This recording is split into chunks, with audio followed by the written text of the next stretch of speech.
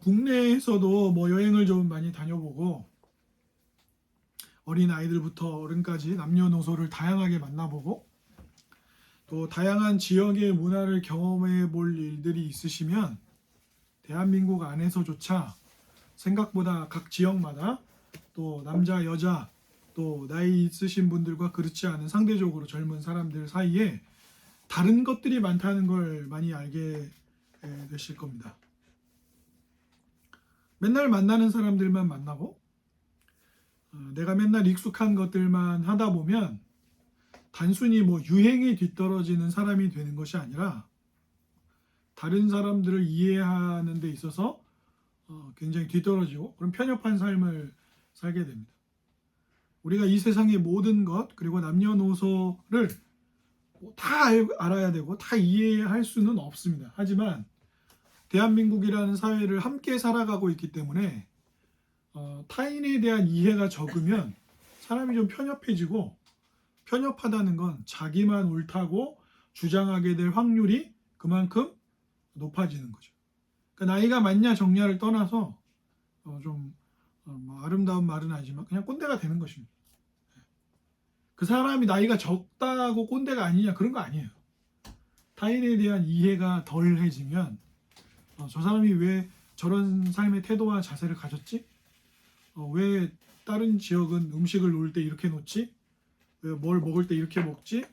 뭐 놓는 음식을 놓는 방식이 왜 다르지? 똑같은 미역국을 끓이는데도 왜 다르게 끓이지? 이런 것들을 좀 이해해 가야 어린 아이들의 말이나 행동이나 이런 것들도 이해해 가고 그래야지 타인의 삶에 대한 이해의 폭들이 넓어져 가는 것이죠. 그리스도인들도 그렇게 살아야 합니다. 교회 안에서도 밖에서도 누군가를 이해하는 그런 이해력과 포용력이 좀 커질 필요가 있죠. 그러나 그것이 곧 그렇게 타인을 이해해가는 삶이 곧 세상의 방식과 문화를 그대로 따르면서 살아야 한다라는 말과 같은 말은 아닙니다. 오늘 본문에 등장하고 있는데 이제 사도 바울이 비유를 들지 않습니다. 이제 4장 오늘 본문에서 뭐라고 이야기하고 있습니까? 형제들아 내가 너희를 위하여 이 일에 나와 아볼로를 들어서 본을 보였으니 이는 너희로 하여금 기록된 말씀 밖으로 넘어가지 말라 한 것을 우리에게서 배워 서로 대적하여 교만한 마음을 가지지 말게 하려 함이라. 간단하게 말하면 사도 바울이 교만하지 말라고 말하는 겁니다. 지금 고린도 교회 지체들에게. 왜 이야기를 했습니까? 이제 앞에서 했던 내용들 정리하고 있는 거예요. 이제 이 고린도 교회 분열의 문제를 마무리해가는 시점이거든요. 이 4장 이제 21절 되면 끝납니다. 이 분열의 문제를 다루는 건 이 4장에서 끝나요. 후반부에 오면서 뭐예요? 아볼로하고 바울이 다투었습니까? 아볼로하고 사도 바울이 무슨 세력 싸움을 했나요? 아니 그런 적이 없어요. 그래서 둘 사이에는 아무 일이 없습니다. 그런데 고린도 교회 안에 어떤 일이 일어났죠? 고린도 도시에 강력하게 주를 이루고 있었던 그리스 철학, 수사학, 누가 더 말을 잘하냐, 누가 더 논리 있게 설명하냐, 간단하게 말하면 누가 더 지혜 있냐는 거죠. 그런데 예수 그리스도의 죽으심과 부활을 자신들의 구원으로 그것이 온 세상과 죄인들을 구원하는 삶의 모든 고통과 어려움이 죄의 문제에 있고 이 죄의 문제를 해결하는 것이 예수 그리스도의 죽음과 부활로 대변되는 십자가, 그를 우리에게 허락하신 하나님의 능력과 지혜라고 고백하는 사람들이 뭐가 지혜라고 지금 이야기하고 있어요? 수사학, 논리, 말 잘하는 거.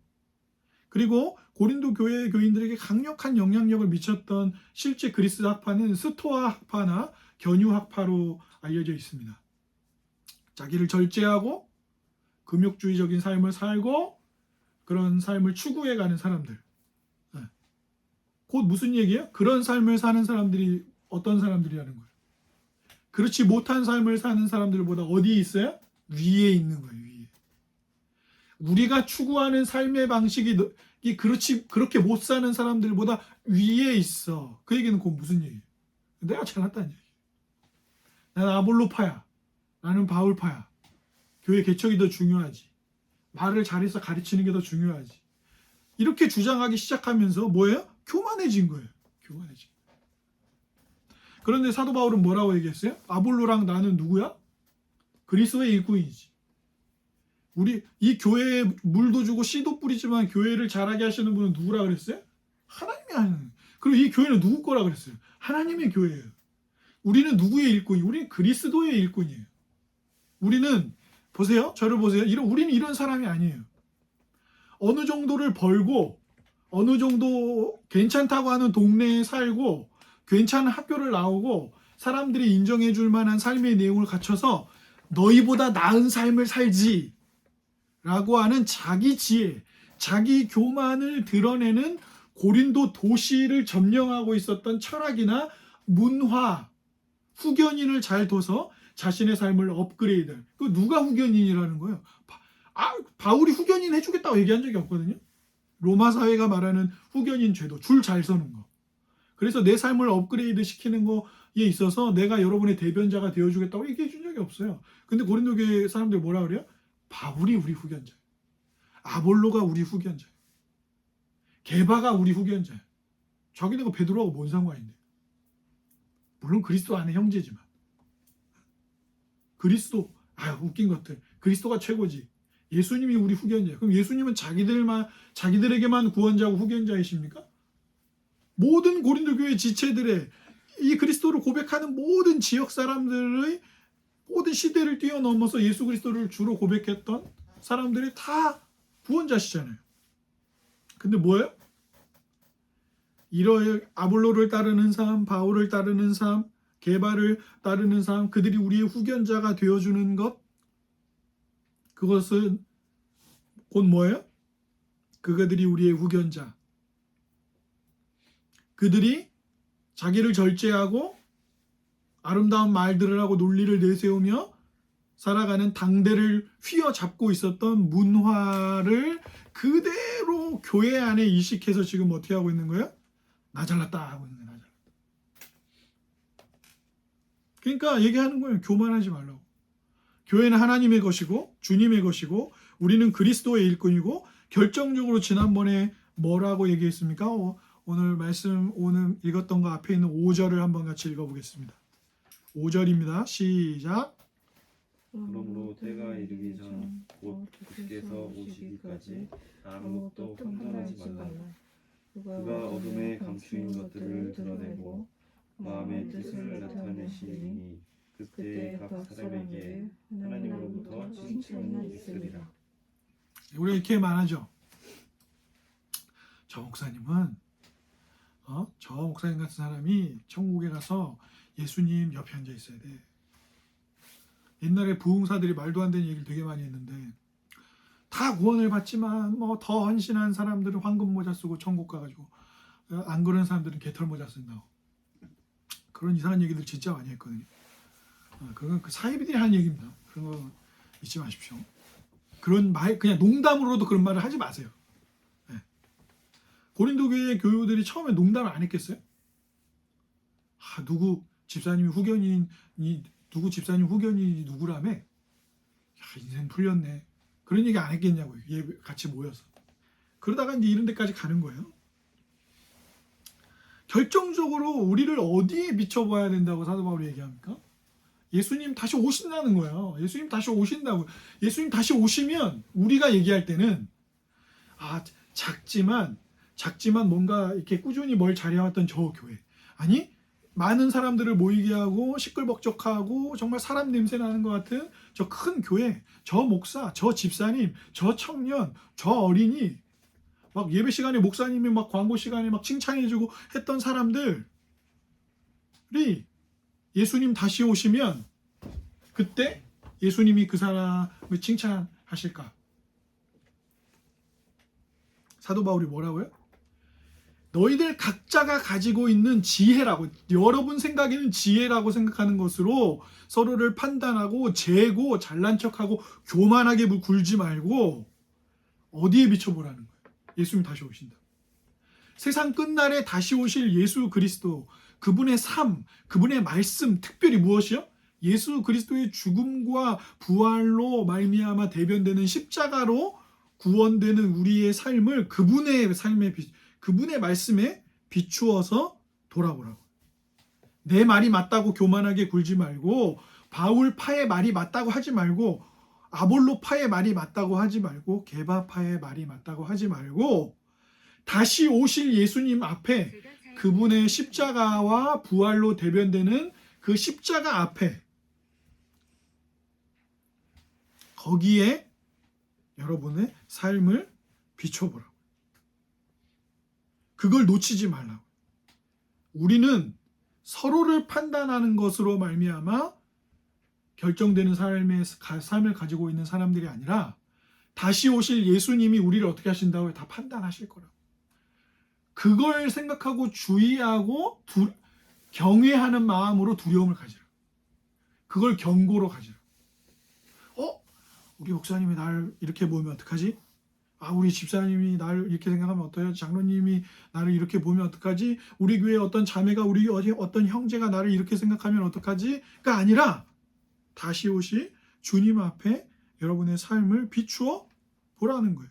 그게 뭐예요? 그게 아볼로와 바울의 일이었고, 교만하지 말라고 말하는 사도 바울의 이제 정리하는 이 말씀 앞에 있었던 교회와 그리스도인의 삶이 무엇인지를 돌아보게 만드는 사도 바울의 설명인 것입니다. 사랑하는 여러분, 잘 보십시오. 여러분의 마음을 휘어감고 있는 것은 무엇입니까?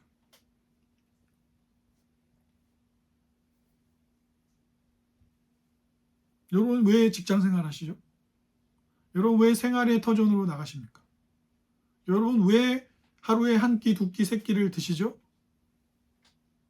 여러분 왜 청소를 하십니까? 여러분 왜 여러분의 가족과 대화를 나누려고 하시고 소통을 시도하십니까? 여러분 왜 뉴스를 보시죠? 여러분 왜 어딘가에 노후를 위한 대비를 하고 계십니까? 여러분 왜 책을 읽으셔죠? 여러분 왜 운동하십니까? 이 일상에 우리가 별것 아니라고 생각하는 어떤 요소들이 깊이 녹아져 있다는 거예요. 고린도 교회가 처음부터 이랬겠습니까?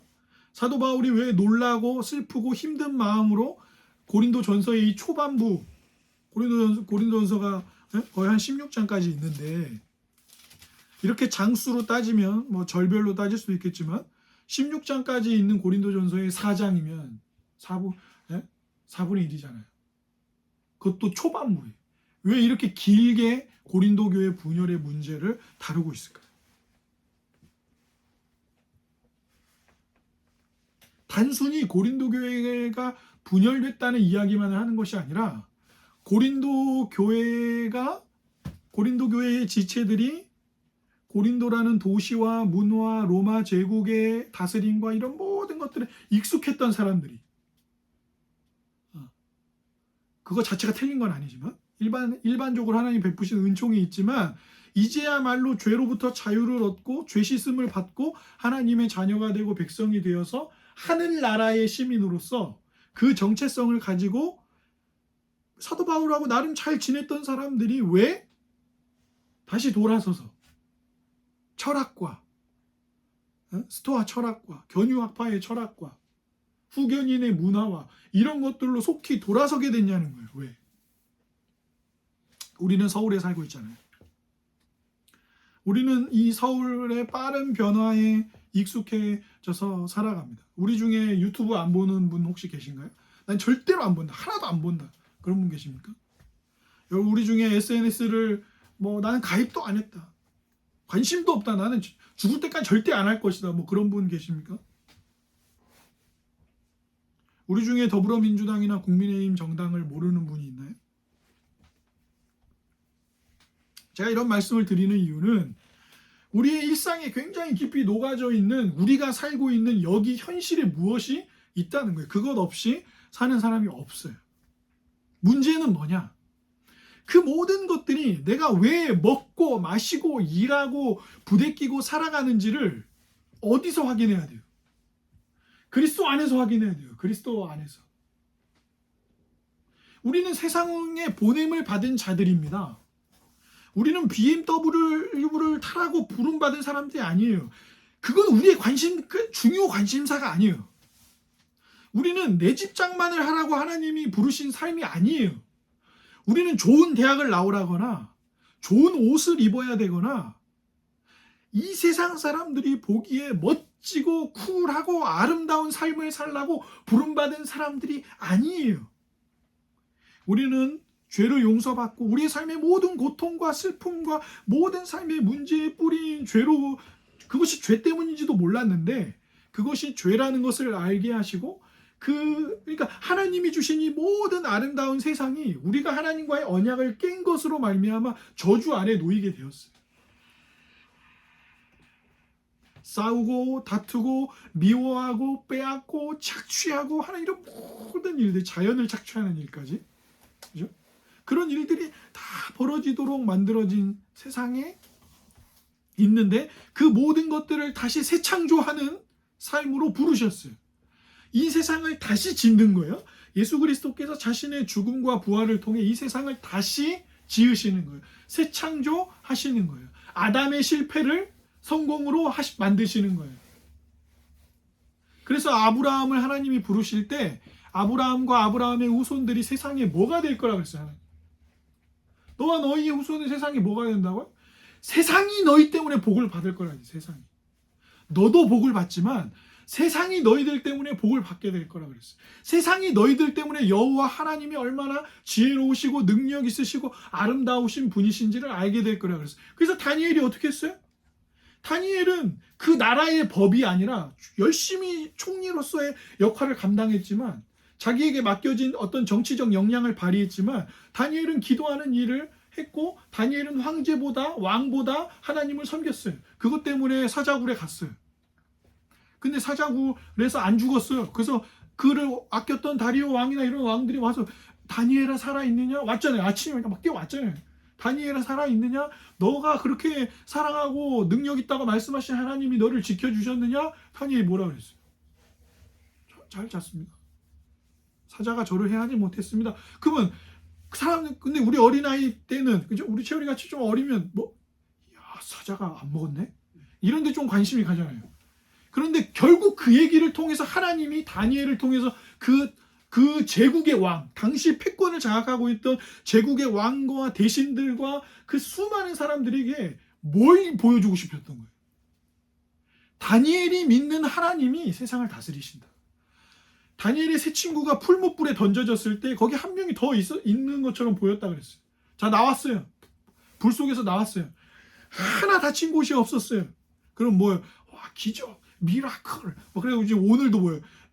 여러분 보십시오. 저를 보십시오. 목사인 저를 보세요. 여러분 빨리 보시라고요. 김채울 저를 보라고요.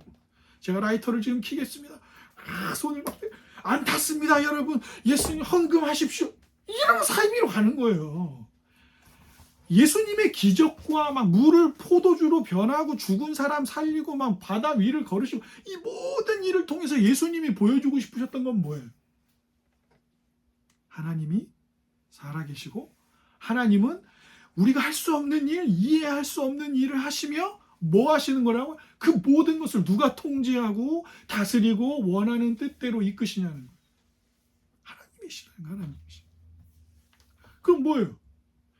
여러분이 막 힘들게 인생을 살고 있는데 인생이 왜 힘든지도 모르다가 그것이 하나님과의 관계가 깨어지고 하나님의 뜻을 어기고 살아가는 우리의 죄된 삶 때문임을 알게 되었고, 그런 우리를 내버려 두지 않고 예수 그리스도의 죽음과 부활로 우리의 죄를 씻고 우리를 죄로부터 자유케 하는 삶으로 로마 사회에서의 자유자가 아니라 진짜 자유를 얻게 된 삶이 무엇인지 알게 됐는데 왜 다시 거기로 갔냐는 거예요. 왜 내 집 장만하고 왜 BMW를 타고 람보르기니를 타고 게임 세계에서 1등이 되고 이런 세계로 왜 돌아갔냐고. 왜? 여러분, 내 집 장만하는 게 죄예요? 아니에요. 할 수 있죠. 자기 분수대로 맞춰서 살면 돼요. 하나님 앞에서 양심에 부끄럽지 않게 살면 됩니다. 평생 월세 살아도 돼요. 평생 전세로 살아도 되고요. 큰 돈 빌려서 산 다음에 갚으면서 살아도 돼요. 그런 삶의 방식에 성경은 제동을 걸지 않아요. 죄를 짓는 것이 아닌 이상 말입니다. 그 선을 넘어가지 않는 이상 말입니다. 사도 바울이 활용했던 6절의 격언처럼 기록된 말씀 밖으로 넘어가는 이상이 아니면 문제 삼지 않아요. 그런데 뭐가 문제예요? 내 집 월세에 살면서도 마음에는 온통 생각이 어디로 가 있어요? 내 집 장만, 내 집 장만, 내 집 장만 가 있고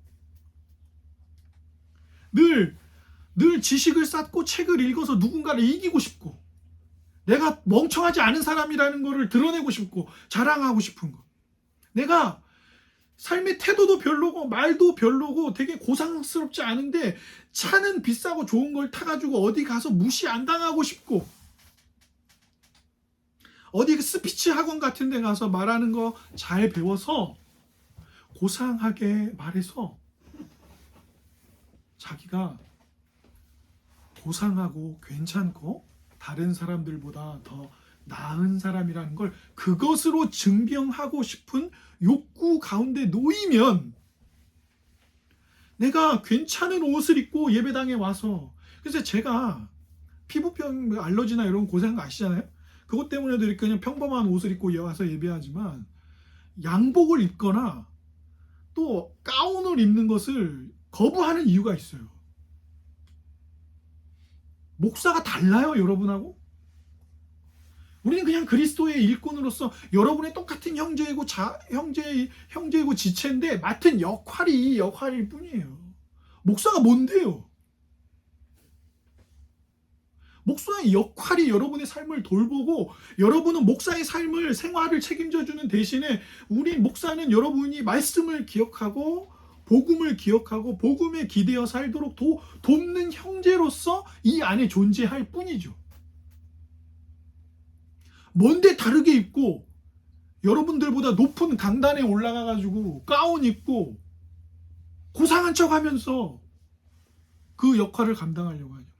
그래서 가끔 제가 좀 싫은 것 중에 하나가 SNS 보면 목사님들이 자기가 어디 가서 많은 사람들 앞에서 설교하고 있거나 막 설교단에서 이런 거 있잖아요.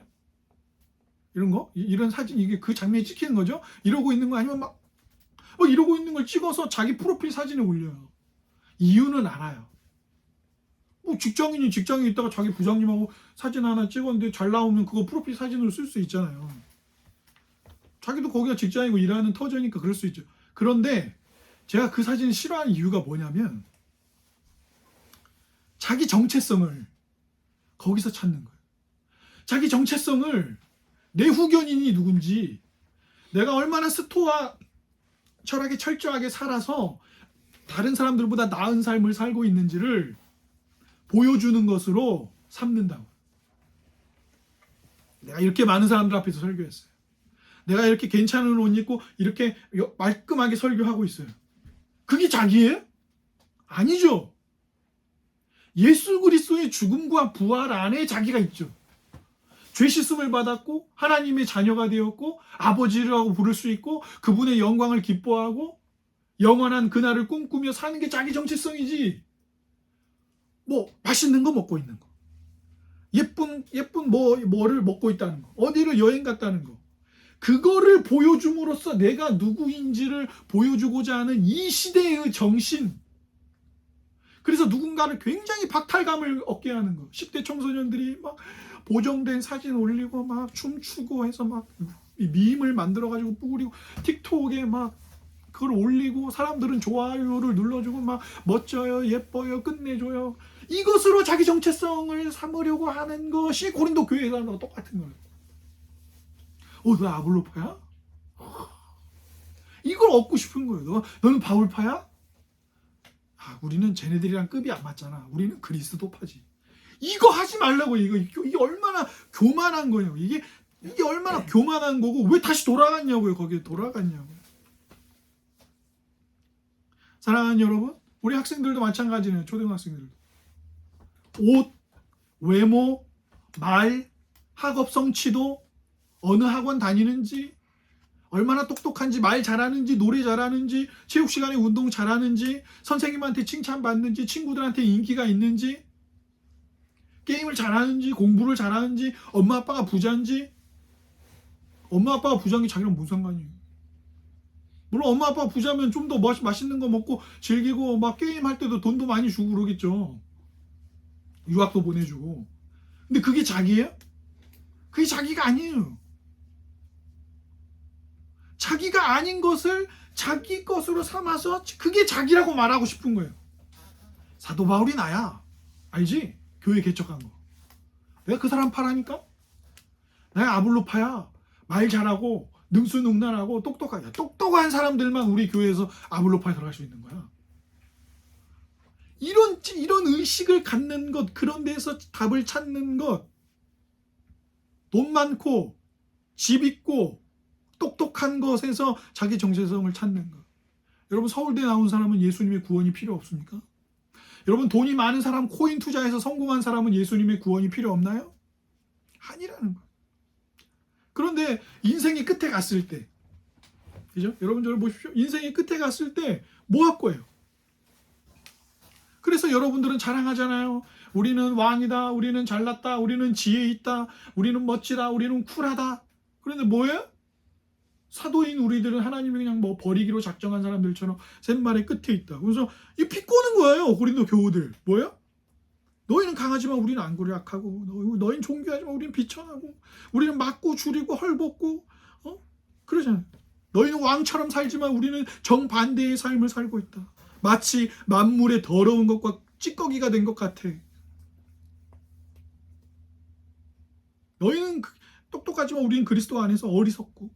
이 비유들을 왜 하는 거예요? 그렇게 자기 정체성을 다른 곳에 두고 자기를 자랑하고 교만하게 구는 이들을 향하여서 사도 바울이 아니라고 말하는 거예요. 우리의 삶의 방식이 그리스도 예수를 따르는 제자로서 복음에 합당한 방식으로 더 맞다고 이야기하는 것입니다. 그러니까 매맞아라 이런 얘기를 하는 게 아니고, 여러분들은 잘났다고 자랑하고 지혜를 자랑하고 그래서 자기가 왕 노릇하려고 그러고 아볼로파보다는 더 위에 서서 이 교회를 자기 것으로 삼으려고 하고 자기 뜻대로 주장하려고 하고 자기 마음대로 하려고 하고, 그게 자기라고 말하지만 우리는 예수 그리스도를 구주 삼고 복음 전하러 다니면서 이렇게 못 먹고 힘들고 때로는 오해받고 매맞고 이러지만 그게 맞는 거라고. 자기 정체성을 엄한 데다 두고 싸우고 다투고 자랑하고 교만하게 굴고 다른 형제들을 무시하고 그러는 삶이 정상이 아니고, 제자의 삶은, 복음이 주는 삶은 복음에 합당하게 살다가 어려운 일을 당하더라도 복음에 합당하게 사는 것. 그게 제자된 삶이고 복음을 따라가는 삶이다.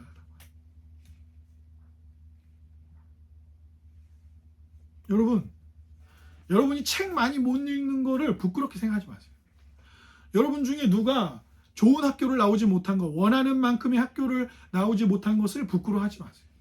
여러분, 혹시 여러분 중에 말 못하는 게 부끄러우면 말 못하는 거 부끄러워하지 마세요. 여러분, 혹시 여러분 중에 외모에 특별한 어디에 콤플렉스가 있어가지고 그것 때문에 힘들어하면 그걸 콤플렉스로 여기지 마세요. 여러분 중에 나는 이게 너무 모자라, 이게 너무 나의 삶을 수치스럽게 만들어 라고 생각하는 게 있다면 그것 때문에 수치스러워 하지 마세요. 왜요? 그런 우리들의 삶을 누가 씻어요? 그런 우리들의 삶을 누가 너를 내 것이라고 말합니까? 그런 우리들의 삶을 누가 건져서 하나님의 자녀요, 하늘의 시민으로 부르십니까? 그런 우리를 누가 부르셔서 제사장과 같은 삶을, 사람들을 사랑하고 돕는 삶을 살도록 하십니까? 자신의 죽음과 부활로 우리를 건지신 예수 그리스도 뿐입니다. 여러분, 그런 거 부끄러워하지 마세요. 여러분이 살고 있는 집을 부끄러워하지 마세요. 여러분이 입고 있는 옷을 부끄러워하지 마십시오. 여러분이 차가 있냐 없냐, 어떤 차를 타냐로 여러분 다른 사람들 앞에서 여러분을 부끄러워하지 마십시오. 예수 그리스도가 우리의 주님입니다. 예수 그리스도가 우리의 왕이에요. 예수 그리스도가 그분을 통하여서 하나님이 우리의 아버지십니다. 전능하신 하늘 아버지가 우리의 아버지십니다. 그분이 우리의 삶을 책임지시고 그분이 우리의 삶을 세상 끝까지 붙드시고 죽은 이후에도 영원한 하나님의 나라와 낙원에서 우리를 이끄십니다. 진짜 부끄러운 건 이런 거예요.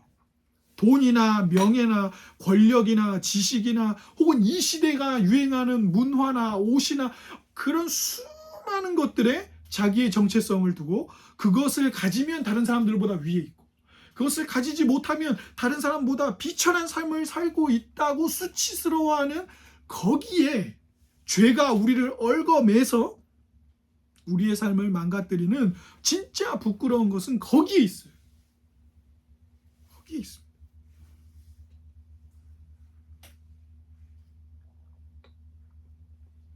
예수 그리스도 때문에 때로는 많은 금액을 모았다가 교회가 복음을 전하는 일에 헌신할 수도 있고요. 예수 그리스도 때문에 내 삶에 좋은 커리어를 두고 선교를 갈 수도 있어요. 예수 그리스도 때문에 나를 위해서 뭔가 준비했던 일을 나의 형제를 위해 내어줄 수도 있고요. 예수 그리스도 때문에 내가 가진 많은 시간과 에너지와 지식을 누군가를 위해 충만하게 나눌 수 있죠.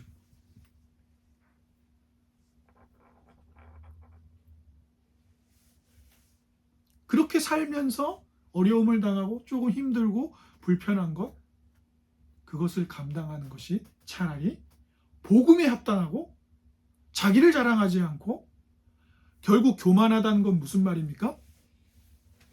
말은 그렇게 하지 않지만 사실 뭐예요? 주님, 십자가는 바보 같아요. 왜 예수님 거기서 죽으셨어요? 그건 쿨하지 않고 멋지지 않잖아요. 결국에 뭐예요? 내가 더 잘났다는 거예요. 내가 하는 판단, 내가 하는 생각, 내가 경영하는 무엇이 주님의 판단보다, 주님의 십자가보다 그 능력과 지혜라고 고백했던 것보다 그것이 더 낫다고 판단. 그래서 사도 바울이 뭐라는 거예요? 너희들이 왕이고 너희들이 더 쿨하고 너희들이 멋져요? 아니에요. 예수님 전하느라 먹지 못하고 배가 파산당하고 강도를 당하고 힘들고 나를 오해하는 사람들이 나를 쫓아다니면서 괴롭히고 그렇게 사는 것이 차라리 더 복음에 합당한 삶입니다. 나는 나의 삶이 부끄럽지 않습니다. 라고 사도 바울이 이야기하는 것입니다. 주 안에 사랑하는 여러분, 무엇이 여러분의 마음을 점령하고 있습니까? 무엇이 여러분의 일상에 깊숙이 녹아 있어요? 많은 어르신들이 그렇게 이야기합니다. 이제 일도 안 하게 되고 일자리도 없고 그러니까 삶이 좀 무료화하고 좀 우울해지기도 하잖아요. 그건 우리도 다 마찬가지예요. 젊은이들 중에 지금 일자리 얻지 못하고 몇 년째 취준생으로 보내는 사람들이 얼마나 많아요. 코로나는 더 우리를 우울하고 힘들게 만들었죠. 우리나라의 여러 가지 경제적 형편이나 정치적 상황은 우리의 마음을 더 힘들게 해요. 그러나 거기에 정체성을 두지 마라. 내가 나이가 들었어. 내가 몸이 여러분, 나이가 안 들어갈 사람이 있습니까? 힘이 안 없어질 사람이 있나요? 지금 나의 젊음이 영원히 갑니까? 지금 내가 기억력이 좋은 게 영원히 가나요? 지금 내가 회사에서 인정받는 게 영원히 갑니까? 그렇지 않아요. 우리가 영원히 안식을 얻는 것은 얘 하나님의 자녀구나. 전능하신 그 아버지 하나님이 자기 아들을 내어주면서까지 사랑한 그 사랑은 끝나지 않는구나. 모든 사람이 나를 버리고 아니라고 하고 너는 안 된다고 하고 너는 별거 아니라고 조롱해도 나 지금 하나님 자녀구나. 이게 우리를 영원히 살게 하는 거예요. 이게 그게 다 지금 우리를 스토아 학파가 얽어매고 있습니까?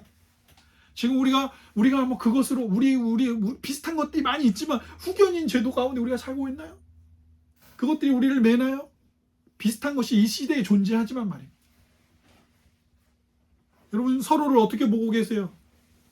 내 옆에 있는 형제자매를 뭐라고 보고 계십니까? 저 사람 나온 대학? 저 사람 외모? 저 사람 입은 옷? 저 사람 하는 말? 저 사람이 가지고 있는 핸드폰? 이런 걸로 서로를 보고 계시지 않으세요? 그 사람의 말투로, 그 사람의 어느 동네 출신인 것으로, 그런 것으로 우리가 서로를 보고 있지 않습니까?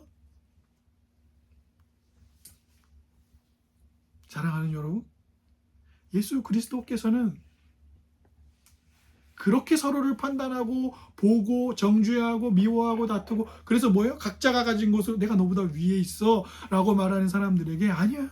너희들 하나님이 지은 존재고 그러나 하나님을 반역하여 떠났어. 그래서 그러는 거야. 내가 너희를 다시 새롭게 지을게. 나의 죽음이 너희들의 죄를 대신 지고 받은 형벌이고 나의 부활은 너희들을 새롭게 만들 거야. 내가 다시 오는 날 너희들은 완전히 새로운 몸을 입게 될 거야. 그것으로 서로를 보거라. 그것으로 서로를 사랑하거나 그것으로 서로 존중하고 아껴주거라 보는 그 복음으로서 보시라고요. 그 은혜의 기반으로 서로를 보십시오. 우리의 직장의 동료들과 우리의 윗집과 아랫집과 옆집에 사는 사람들과 우리가 만나는 모든 이들을 그렇게 보십시오. 존귀히 보십시오. 존귀 하나 불쌍히 보십시오. 다른 것으로 그들을 보지 마세요. 어떤 사람이 예를 들어서 그랬어요. 막 너무 욕을 하는 거야. 너무 욕을 하면서 욕 하면서 자기가 하고 싶은 말을 해요. 그때 욕에 민감하게 감정적으로 반응하지 마시고 욕은 나 좀 봐주세요 그런 거라고 생각하시고 나머지 말만 들어보세요. 그러면 답이 나와요. 네? 어떤 드라마에서 여학생이 학교 선생님인 주인공한테 막 욕을 하면서 우리 인생이 이 종이처럼 구겨졌다는 거네. 그러면 욕 빼고 그 말만 들으면 돼요. 내 인생은 너 이렇게 종이처럼 구겨져서 나 다시 제대로 된 인생 못 산다는 거야? 그 얘기 하고 싶은 거예요, 사실은. 욕은 빼면 돼요. 그러니까 그런 걸로 판단하지 마시라고. 오직 예수 그리스도의 죽음과 부활로 그 하나님의 능력과 지혜로 서로를 보고 불쌍히 여기고 그리스도가 필요한 사람으로 보고 끌어안아 주는 것. 내 것을 나누는 것. 기꺼이 내 것을 나누며 예수님 뭐라고 하셨어요? 우리에게 뭘 명령하셨어요? 세상 끝까지 가서 아버지와 아들과 성령의 이름으로 세례를 주고 제자를 삼고 그 삶을 함께 살아가라고 하시잖아요. 그러니까 가십시오. 재우리에게 가시고 이면주 자매에게 가시고 은비 자매에게 가시고 루디아에게 가시고 여러분의 앞집에 사는 사람에게 가시고 내 직장의 동료에게 가시고 만나는 사람에게로 가셔서 뭐 하시라고요? 이 아버지와 아들과 성령의 이름으로 세례를 받은 복된 삶을 모르는 이들에게 다른 것들로 자기 정체성을 삼고 거기 맨날 나 집이 없어서 힘들어, 돈이 없어서 힘들어, 똑똑하지 못해서 힘들어, 외모가 별로라서 힘들어, 그런 것으로 고통스러워하는 이들에게 그거 말고 진짜 당신에게 안식과 평안을 주는 유일한 당신의 정체성을 확인할 수 있는 것이 여기 있다고. 그게 될 때 이 돈이나 명예나 자기 집장만 이런 것들은 필요에 의해서 그분의 뜻 안에서 살면 되는 거라고. 그게 당신이 아니라 거기로부터 자유를 줄 수 있는, 그걸 흘려보내고 그걸 설명해 줄 수 있는 게임이 아니라 성적이 아니라 운동 능력이 아니라 부모님의 배경이 아니라 그리스도만이 당신에게 유일한 안식처가 되신다는 걸 얘기해 줄 수 있는 우리가 되기를 주님의 이름으로 축복합니다. 아멘.